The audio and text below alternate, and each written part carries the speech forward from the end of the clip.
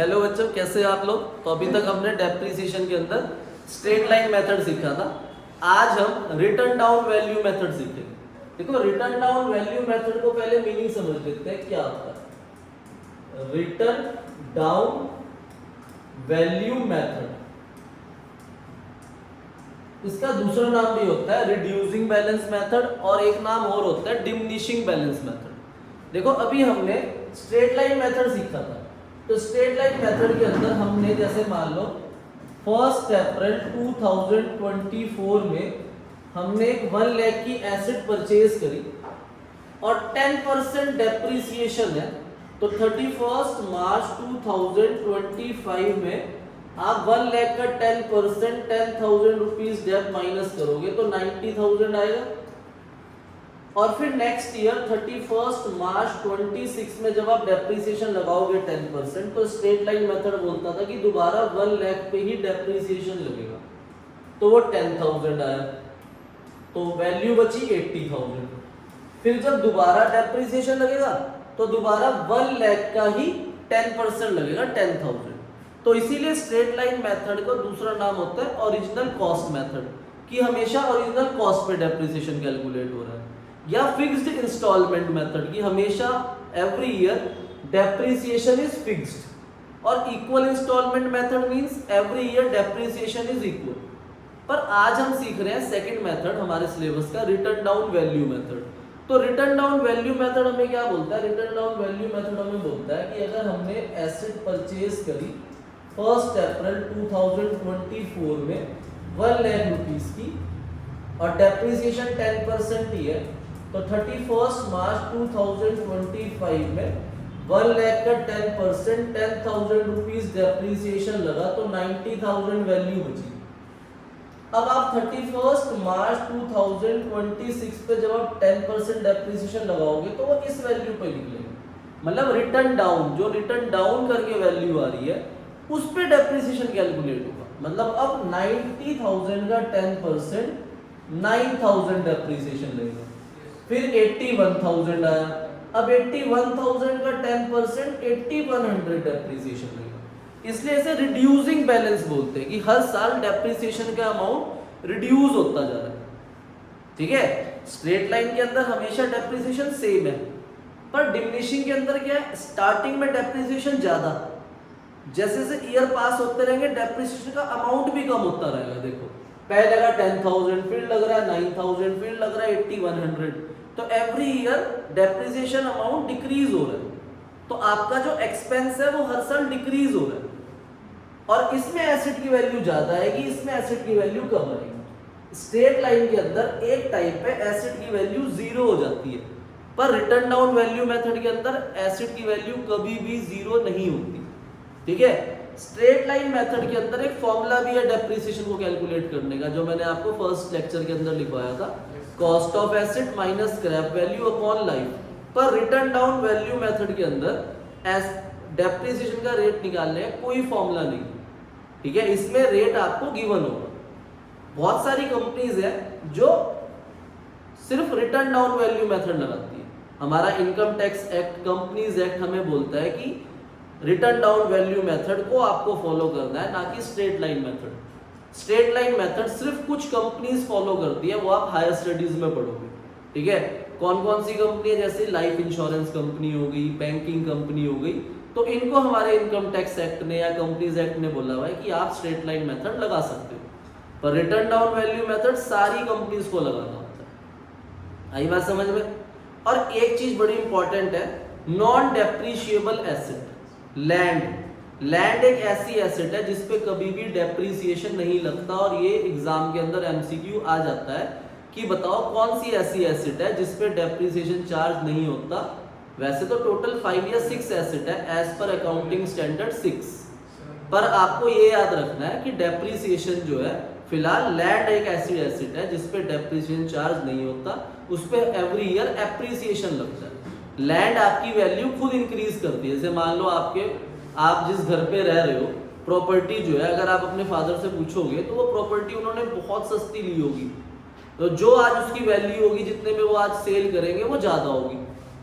ठीक है, तो इसलिए लैंड पे डेप्रिसिएशन नहीं लगता, पर जो बिल्डिंग है उस पे डेप्रिसिएशन लगता है।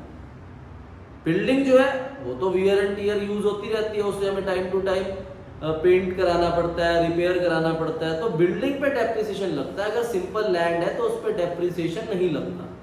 और एग्जाम के अंदर वर्ड आ गया लैंड एंड बिल्डिंग, तो लैंड एंड बिल्डिंग में भी डेप्रिसिएशन लगता है, पर वो सिर्फ बिल्डिंग के पोर्शन पे लगता है, लैंड पे डेप्रिसिएशन नहीं लगता। तो अब हम क्वेश्चन करते हैं अपनी बुक का, एक return down value method, page number 17.69 sorry 17.67, question number 10। तो अब हम मशीनरी अकाउंट बनाएंगे इसमें, प्लांट अकाउंट। क्वेश्चन नंबर 10 कह रहा है कि आपने प्लांट परचेज करा 2,70,000 में। क्वेश्चन नंबर 10, आपने प्लांट परचेज करा है 1 अप्रैल 2021 में, ठीक है। 2,70,000 का आपने प्लांट परचेज करा और 1 अप्रैल 21 में ही आपने इस पे इंस्टॉलेशन लगाई 30,000 रुपीज, तो वो ऐड हो जाएगा। तो आपके पास जो एसेट है वो 3 लाख रुपीज की, 3 लाख रुपीज की आपकी एसेट है, ठीक है। क्वेश्चन आपको कह रहा है कि डेप्रिसिएशन जो लग रहा है वो लग रहा है 10% पर एनम डिमिनिशिंग बैलेंस मेथड। इस क्वेश्चन के अंदर आपको स्क्रैप वैल्यू और रेसिजुअल वैल्यू भी दी हुई है आफ्टर 10 ईयर, उसका कोई यूज नहीं है क्योंकि रिटर्न डाउन वैल्यू मेथड के अंदर फॉर्मूला लगता ही नहीं, तो इसलिए स्क्रैप वैल्यू और रेसिजुअल वैल्यू का कोई यूज नहीं, ठीक है भाई। तो डेप्रिसिएशन जो है वो है आपका 10% पर एनम। पीए का मतलब पर एनम होता है, पर एनम हमें क्या बताता है, पर एनम बताता है जितने मंथ एसेट यूज हुई है उतने मंथ का ही डेप लगेगा। सर कैसे सर, समझ नहीं आया। मान लो यहाँ पर 1 अप्रैल 21 है और ईयर एंड हो रहा है 31 मार्च 22 में, तो 1 अप्रैल 31 मार्च तक तो 12 मंथ होते हैं। थोड़ा सा क्वेश्चन चेंज करता हूं मैं, यहाँ अप्रैल की जगह मान लो जुलाई होता, अप्रैल की जगह जुलाई है, तो आपको पता है जुलाई से लेकर मार्च तक 9 मंथ होते हैं, तो आप 9 मंथ का डेप्रिसिएशन लगाते हैं। अगर यहाँ पर 10% के साथ ये पर एनम नहीं होता ना, तब 9 मंथ का नहीं 12 मंथ का ही डेप्रिसिएशन लगता। तो पर एनम हमें ये बोलता है जितने मंथ आ रहे हैं उतने मंथ का ही डेप लगना है। इसलिए इस चैप्टर के अंदर हर क्वेश्चन में आपको डेप्रिसिएशन के साथ पीए जरूर गिवन होगा पर एनम। पर अगर एमसीक्यू आ जाए या कोई चीज आ जाए उसमें ध्यान रखना, अगर जुलाई से लेके मार्च तक है या अक्टूबर से लेके मार्च तक है और 10% के साथ पर एनम नहीं है तो 6 मंथ का नहीं लगेगा, पूरे साल का लगेगा। ये चीज ध्यान रखना, ये आगे हायर स्टडीज के लिए भी ध्यान रखना। सिर्फ पीए ही हमें बताता है कि डेप्रिसिएशन कितने मंथ का लगना है। तो क्वेश्चन करते हैं, इसके अंदर तो हमारे पास पर एनम है और जो डेट है वो 1 अप्रैल 21 को हमने एसेट परचेज करी। आप अपनी कॉपी में फॉर्मेट बना लीजिए, date particular amount, date particular amount, क्योंकि मेरे पास तो स्मार्ट बोर्ड है तो मैंने तो बना रखा, ठीक है बेटा। तो अब हमने एसेट परचेज करी 1 अप्रैल 21, तो 1 अप्रैल 21 में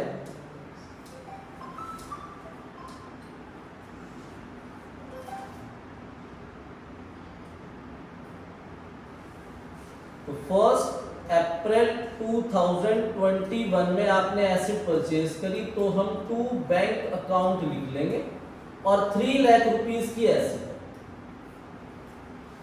3 लाख रुपीस की आपने एसेट परचेज करी, ठीक है। अब डेप्रिसिएशन लगेगा ईयर एंड में, तो 31 मार्च 2022 में डेप्रिसिएशन चार्ज हो जाएगा बाय डेप्रिसिएशन अकाउंट और अमाउंट आएगा 3 लाख का 10% 30,000 रुपीज। और डेप्रिसिएशन एसेट की वैल्यू को डिक्रीज कर देता है, तो 3 लाख में 30,000 डेप्रिसिएशन लग गया, तो आपके पास बाय बैलेंस सीडी आ जाएगा 2,70,000 रुपीज।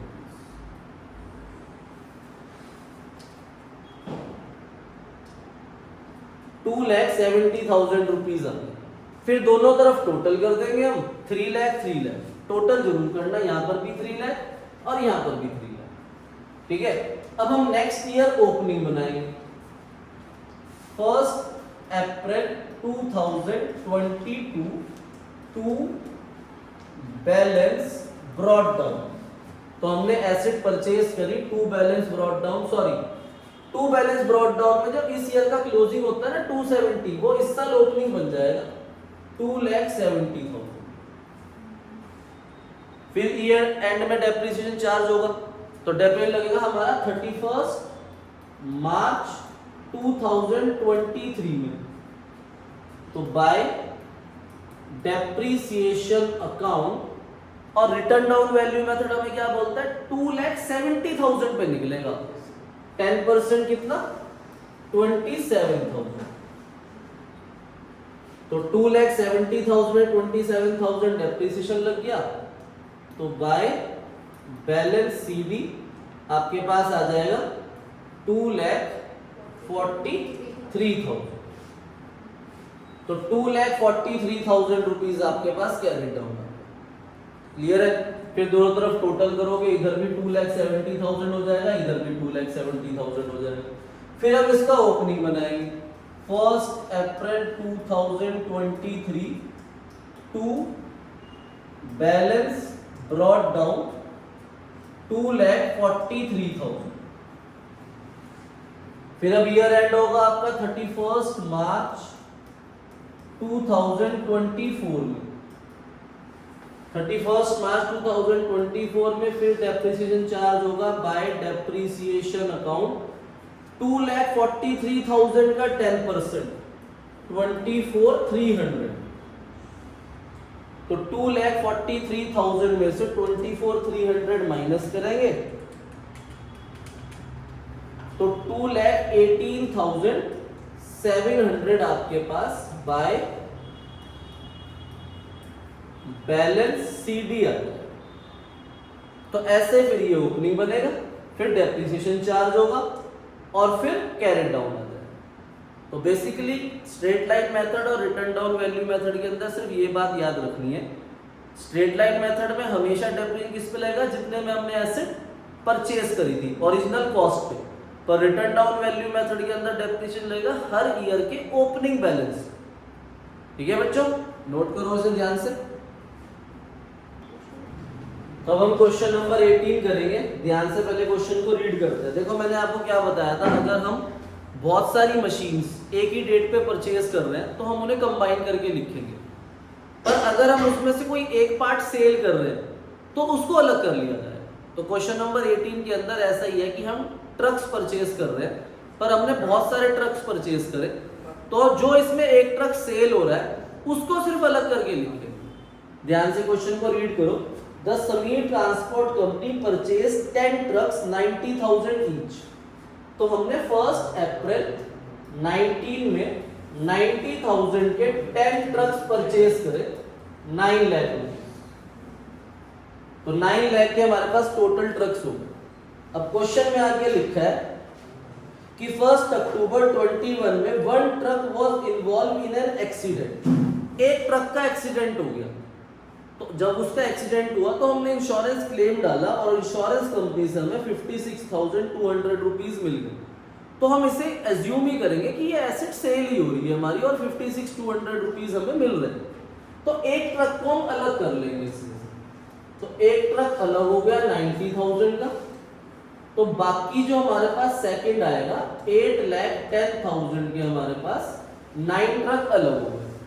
तो 90,000 वाला ट्रक जो है इसका एक्सीडेंट हुआ 1 अक्टूबर 21 में और हमें 56,200 रुपीज रिसीव हो रहे हैं।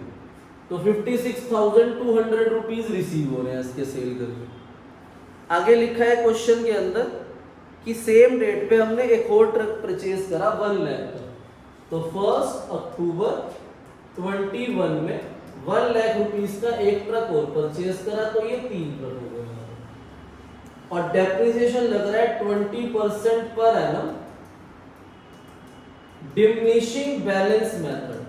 और diminishing balance method means return down value method. और इस क्वेश्चन के अंदर आपको ध्यान रखना है कि जो आपका ईयर एंड हो रहा है वो 31 दिसंबर में एंड हो रहा है, मतलब ईयर स्टार्ट होगा जनवरी में और एंड होगा दिसंबर में। ठीक है, तो अब ये हमारे पास टोटल डिटेल आ गई क्वेश्चन की, तो आपको ध्यान रखनी है कि पहले साल 1 अप्रैल से 31 दिसंबर तक 9 मंथ होते हैं, तो 9 मंथ का डेप्रिसिएशन चार्ज होगा। और जिस साल एसेट सेल हो रही है उस साल आपको ध्यान रखना है कि 1 अक्टूबर को सेल हो रही है, तो उस साल भी 9 मंथ का डेप्रिसिएशन लगेगा। तो फॉर्मेट बना लो अपनी कॉपी में ट्रक अकाउंट के नाम से, और डेट पर्टिकुलर अमाउंट का फॉर्मेट बना लो। तो हमने एसेट परचेज करी 1 अप्रैल 19 को, तो 1 अप्रैल 19 टू बैंक अकाउंट, दोनों पार्ट लिख देंगे, फर्स्ट और सेकंड 90,000 और सेकंड के लिखेंगे 8,10,000, और यहाँ टोटल आ जाएगा आपका 9 लाख रुपीज। अब 31 दिसंबर 19 में ही डेप्रिसिएशन चार्ज लगेगा। कैलेंडर ईयर के अंदर जिस साल ईयर स्टार्ट होता है उसी साल ईयर एंड हो जाता है। तो 31 दिसंबर 90,000 का 20% इंटू 9 डिवाइड बाई 12, तो 13,500 डेप्रिसिएशन आएगा फर्स्ट पे, और 8,10,000 का 20% इंटू 9 डिवाइड बाई 12 करेंगे तो 121,500 आएगा। अब इन दोनों का सम बाहर लिख देंगे तो टोटल हो गया 1,35,000। और अब एसेट में से डेप्रिसिएशन की वैल्यू माइनस करेंगे तो बाय बैलेंस सीडी आ जाएगा आपका फर्स्ट एंड सेकंड, तो 90,000 माइनस 13,500 तो 76,500 आ गया। फिर 8,10,000 माइनस कर देंगे 121,500, तो ये बैलेंस आ जाएगा 6,88,500। और इन दोनों का सम भाग 7,65,000, दोनों तरफ सम कर देंगे 9 लाख 9 लाख।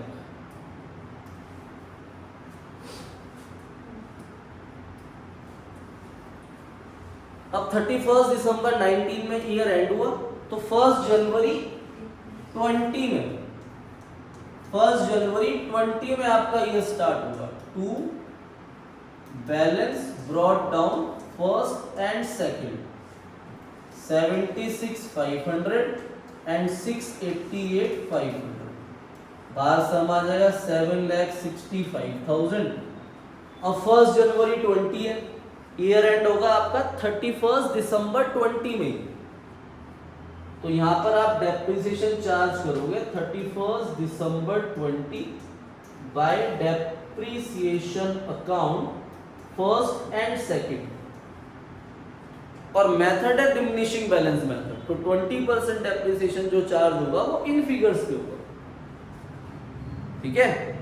तो 76,500 का 20% होता है 15,300, और अब पूरे साल का रहेगा जनवरी से लेकर दिसंबर, और 6,88,500 का 20% आएगा 13,77,00, तो बाहर आ जाएगा आपका सम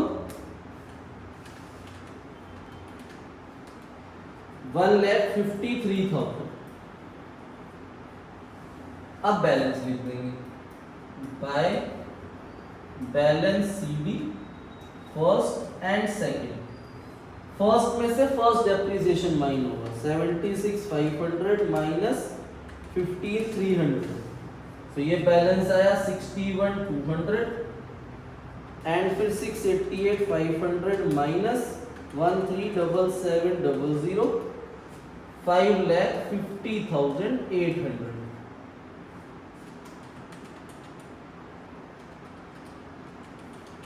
इनका सम बाहर लिख देंगे 6,12,000।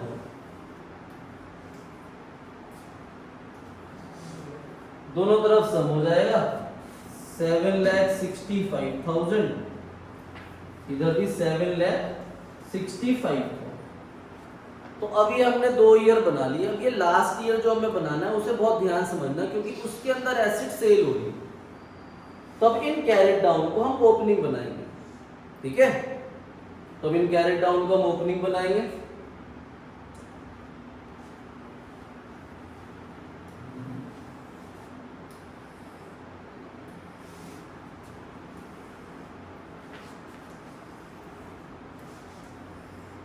तो 1 जनवरी 21 में ओपनिंग बनेगी। 1 जनवरी 21 टू बैलेंस 22 सॉरी 1 जनवरी 20 में ये एंड हुआ है तो 1 जनवरी 21 आएगा। To balance brought down first और सेकंड, तो फर्स्ट और सेकंड के आपके जो बैलेंस थे वो आ जाएंगे 61 200 एंड 550 800। 61 200 एंड 550 800, तो बाहर सम हो जाएगा 6,12,000।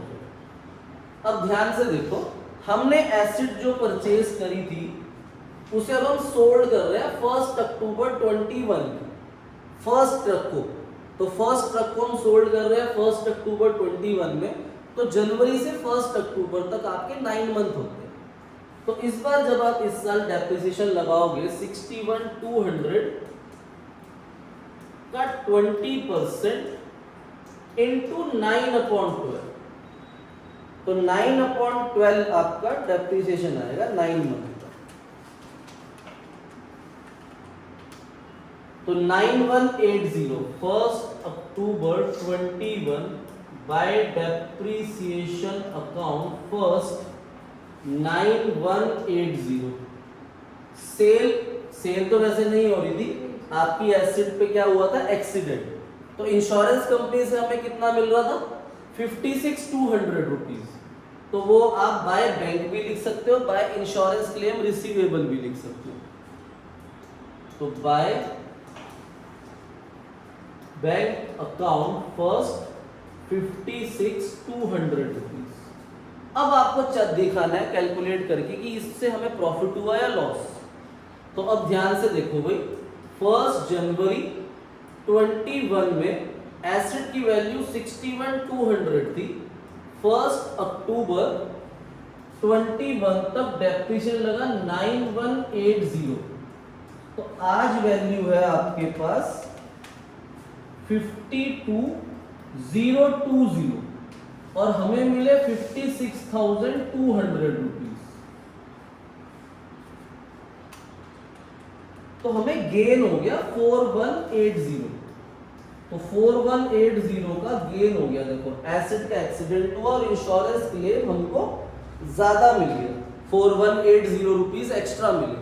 तो गेन जो है वो इधर आता है आपका डेबिट साइड में।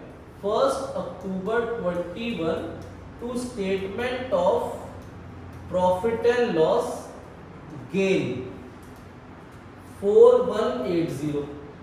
अब सेम डेट पे हमने एक एसिड परचेज करी है 1 October 21 to bank account third, truck purchase करा 1 लाख रुपीज का। अब हमें ईयर क्लोज करना है, तो हमारे पास सिर्फ सेकंड ट्रक है और थर्ड ट्रक है। इन पे हम डेप्रिसिएशन चार्ज करेंगे 31 दिसंबर 21 by depreciation account second and third. तो 5,50,800 का 20%, 1,10,160। पर ये 1 अक्टूबर से दिसंबर तक 3 मंथ होते हैं। तो 1 लाख का 20% होता है 20,000 इंटू 3 डिवाइड बाय 12 करेंगे तो 5,000 रुपीज डेप्रिसिएशन आएगा थर्ड मशीन। तो 1,15,160।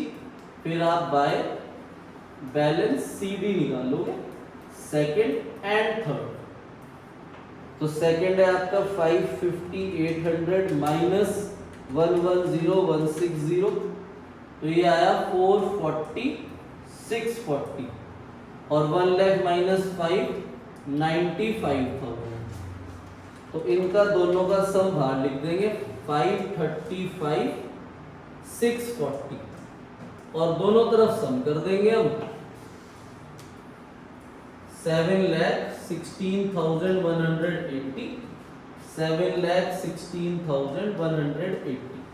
तो होप आपको return down value method clearly समझ आ गया होगा। ठीक है बच्चों, इसकी और हम क्वेश्चन की प्रैक्टिस करेंगे। तो घर पे भी अगर आप प्रैक्टिस करना चाहते हो तो आप DK गोयल की बुक का क्वेश्चन नंबर 17 और 16 ट्राई कर सकते हो सेम पेज पे।